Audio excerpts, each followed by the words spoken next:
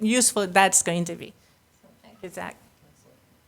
Thank you, Esther. I generally like to walk around a little bit, so I'm going to do my best to stay right here and talk into the microphone. But yeah, so as Esther talked a little bit about, I do work on composites, and what we're trying to do is solve some of the problems, the challenges that present risks to the astronauts and equipment in space applications. And so we know a lot of these, but I'm going to point to two and focus on those, and then I'll get into some of the details of our work. Let's see. So the first one that I want to talk to about, because it's something that's not generally thought about in terms of space danger and hazards, is static charging. And this is actually, there's a history within NASA and the ESA where we've actually had missions compromised and even catastrophically failed because of static charging. And generally speaking, for the sake of time, I won't go into a ton of details, but these end up causing shorts at things like solar cells, batteries, electrical components, things of that nature. And so if we want to get rid of these things, we need to develop ways that we can dissipate these static charges and do something that's more controlled with those charges. And just to give you an idea, we deal with this in certain aircraft applications, especially things that fly at high altitudes, at high speeds. And something like a commercial fighter jet would have an anti-static shield coating. It's a polymer-based coating, and those are about 100 megaohm coatings, give or take, so it's nominally. Another one is, of course, health hazards. Radiation has a variety of negative effects on the astronauts, and we are just still learning a lot about this. And there's actually a recent paper that looks at heart disease, and there's suspicions that some of these lunar astronauts are having problems from the Apollo program, are having problems with heart failure or heart disease. So this was published in Nature a couple of years ago. And so the take-home message here, I know everybody knows that radiation is damaging to people, but the takeaway here is that these are big issues, and if we're going to survive for long-term colonization or long-term missions, it's imperative that we figure out a way to remedy some of these problems. And so if we're going to block radiation, there's two main ways that this can happen. The first is to just absorb the radiation, and generally what happens is the material is going to form some type of radical, and heavy metals and things like that, it's not a big deal. They've got a much more large nuclei and electron field that they can do, electron cloud that they can kind of do different processes to deal with these charges. Some polymers can deal with this, but and so I mentioned polysulfone a couple times in this talk, which is why I mentioned it here. The more common way that we think about blocking radiation is just by putting a lot of hydrogen between the source and the target. If you've ever done any type of radiation exposure experiments, you might see big chunks of polyethylene actually between your sample and that. And then we do that to tune the energy of the radiation coming in. This is also one of the reasons why we would submerge a nuclear reactor, is because it blocks in water, and that's because it blocks a lot of this radiation.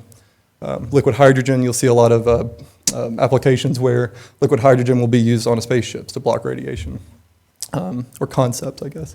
So if we're going to do this, I'm not going to sit here and say we should build our spacecrafts out of plastic bags. This is obviously going to be a multi-layer approach, and so just keep that in mind as I go through this. But what I'm specifically going to talk about, I'll give this one shot, is this conductive layer top, this top piece. And this is, you can imagine this is going to be reinforced with a fiber reinforcement, and then there's some backer layer, and that would be tuned depending on the application. If you're on a spaceship, you can afford to have a little bit more mass, whereas if you're on a space suit, if you're thinking about space suits, it's got to be a lot thinner for weight considerations. So as a base, just to give you an idea of what our approach is going to be, we're going to look at thermoplastic materials that we can scale. We're not trying to do anything that it's $1 million for a gram of material. That's just not practical if we're going to have a long-term sustainable solution. And so two materials that I'm going to talk a little bit about are polyethylene and polysulfone. These are kind of on opposite ends of the polymer performance spectrum.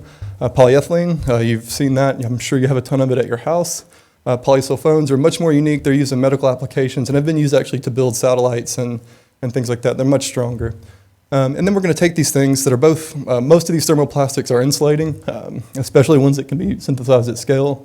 And we're going to reinforce these with a material called reduced graphene oxide. And I'm going to show a little bit more about this, but the big problem with graphene, or reduced graphene oxide, is that it likes to aggregate. And so kind of the linchpin of this is going to be dealing with that aggregation and controlling the dispersion into a polymer matrix. And so just to show you what that might look like, if we were to go through a normal melt compounding process, so this is what would happen if you were going to do injection molding or something like that, you would see the exact same effect. And all I'm doing here is just heating this up, blending it in a compounder, melt pressing it into like a pancake. This is a thin film. It's only a millimeter or so thick. And we can see it's just not very pretty. You see this large area of aggregation here, and that's just, the graphene's just not moving around. It does not disperse into the polymer matrix. So even when you make a sample or something like that, these aggregations are stress concentrators and they cause the material to fail prematurely. And so if we're going to do this, we're going to have to modify the graphene. And that's, as I talked a little bit about, or alluded to earlier, that's kind of the linchpin of this project. And what the bulk of my time was spent on in the first couple of years. And so I'm not going to bore you with a bunch of chemistry, but I just want to show you, we take this reduced graphene oxide, there's some functional groups. I'll show you a quick picture in case you have some interest in the chemistry. But we can take these things, we pre-mix them because these graphenes it's a very light powder. It's very much like normal graphene or nanotubes. You don't want to breathe it. So we pre-mix it and then we put it into a melt compounder and we can make samples. As to show you a little bit about the chemistry, this is not pristine graphene. Pristine graphene is very expensive to make. It's not something I would think you're going to want to make a spaceship out of. So reduced graphene oxide is much more scalable. I can do this in a 100 mil round bottom, or I can scale it up to, right now I'm doing it in a 4 liter round bottom. So it could easily go up to a thousands of gallon scale. And just to talk about the properties, again, I'm not going to go through a bunch of chemistry, but before and after my modifications, if we look down here, these odd numbers are actually reduced graphene oxide that's not been functionalized. And then the even numbers are reduced graphene oxide that has gone through my chemical modification process. And we can see that in a variety of different solvents, these things are dispersing. And that's one sign, at least, that we're preventing the aggregation and allowing this material to do things that we want it to do. It's much more processable. And then just to give you an idea of the conductivity, this is just using a 4-point line probe. We can see that graphite would start out at something like 3,000 centimeters, or Siemens per centimeter, Reduced graphene oxide takes a big hit because, again, it's not a perfect graphene sheet. The basal plane has defects. But then upon modification, we only take a slight hit in conductivity. So we're doing this, we're gaining a lot of processability and only taking a small hit in the conductivity, which is very nice. I'm going to talk about 2 different melt sample preparation procedures, and I just wanted to make sure that everybody knew what I was talking about. One is melt compounding, like I showed you earlier, using an extruder. We take these things, we mix them, we can extrude that material and then press it. You could injection mold, anything like that. Another is melt lamination, which is a little bit weird, but you can imagine having a film and then taking a polymer, a thin layer of the graphene, and then you take a thermoplastic and actually press it down into the graphene. And then what it'll do is it'll soak up that graphene into the top of that material, and you get a gradient effect. And I'm not going to talk too much about that gradient, but we're using this for a very particular measurement that I want to talk about. So the melt processed samples, or the melt compounded samples, these are just some more samples like I've shown you before. We see this is the, just a little like that, it goes dark here. So I'm just going to say on the left, you see the unmodified reduced graphene oxide. On the right, we see it's much more uniformly black. So these are made with the exact same polyethylene, and the only difference between the reduced graphene oxide is one has been functionalized and one has not. And so just immediately in the appearance, you can see a big difference. And then obviously, or not obviously, but shouldn't be too much of a surprise to the material scientists in the room, is the one on the left is not conductive and the one on the right is. That's because it's well dispersed and you've got a pathway to move these charges through the material. Some of these results are actually from a version 1 of this graphene modification scheme, but I want to show you that this dispersion is not just aesthetically pleasing and not just for conductivity. We actually see big differences in how these things fell. And so on the top left, you see a material that's been modified with reduced graphene oxide, and it has a much different failure mechanism than the one on the bottom left with the modified graphene. And that's what you're seeing in the bottom left is a thing we call necking. And so if you pull the material, it behaves like a plastic. And it actually turns white. You can see here at the break, see if I can point to this.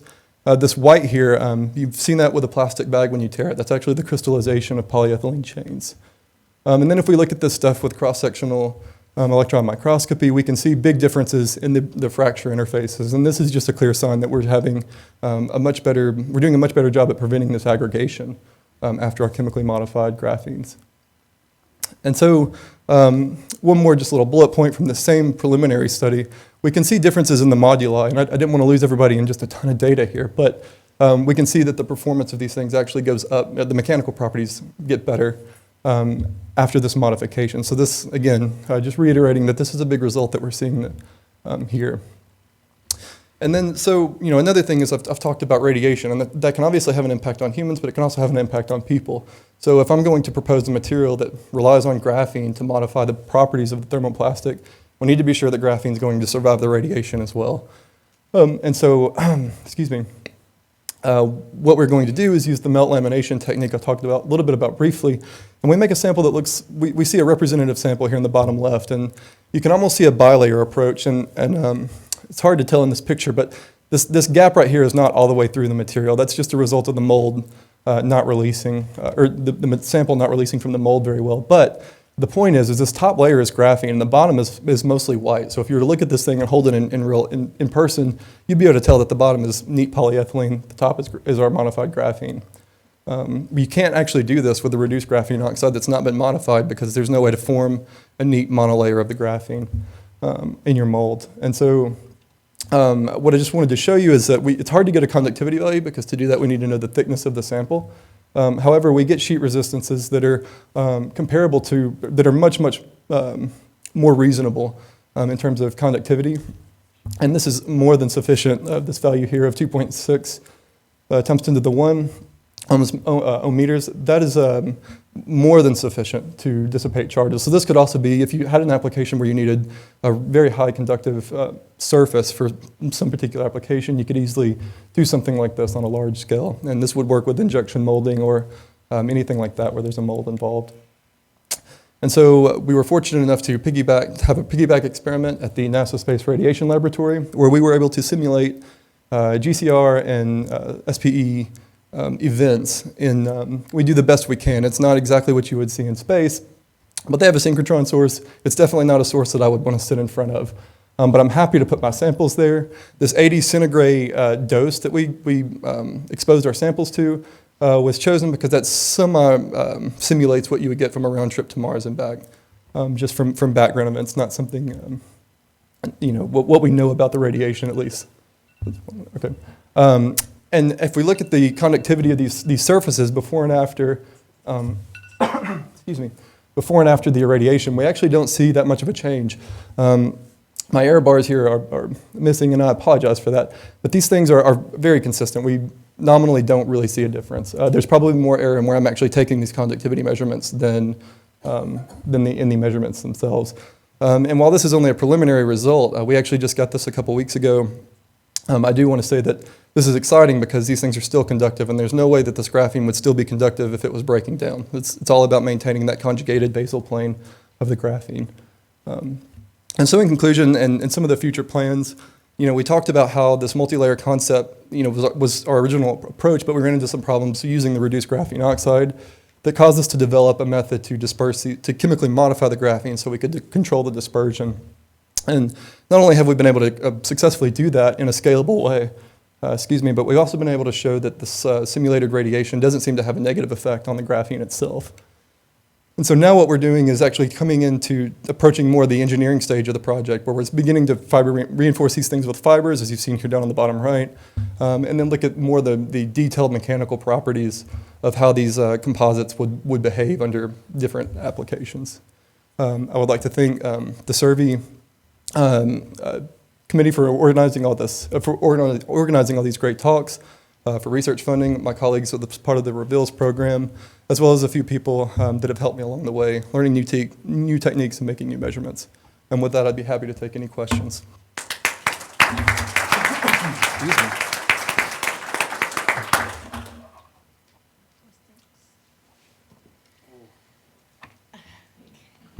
You're not allowed to have no questions. Can you talk a little more from the point of view of the thickness that you were thinking you would need, depending, very interested by the results at the end on the shielding aspect for radiation. I didn't get a sense for how thick, and you were talking about building it into the spacecraft. Can you? Right. So that's a good question. And the way I think about this is you want to try and mitigate a lot of the background radiation. I'm not sitting here going to tell you that polyethylene is going to block a galactic cosmic ray or a solar particle event. But what we need to be able to do is rely on prediction technologies to be able to see that coming and find some other better means of shelter, such as an regolith cave or something like that. There's all kinds of concepts for that. But I do think that you see a big difference if you go to even just a very practical example that I can give you to keep away from big numbers, if you go to the Space Radiation Lab, what they use is about 10 centimeter blocks of polyethylene, and it can drastically reduce the energy of the radiation coming in.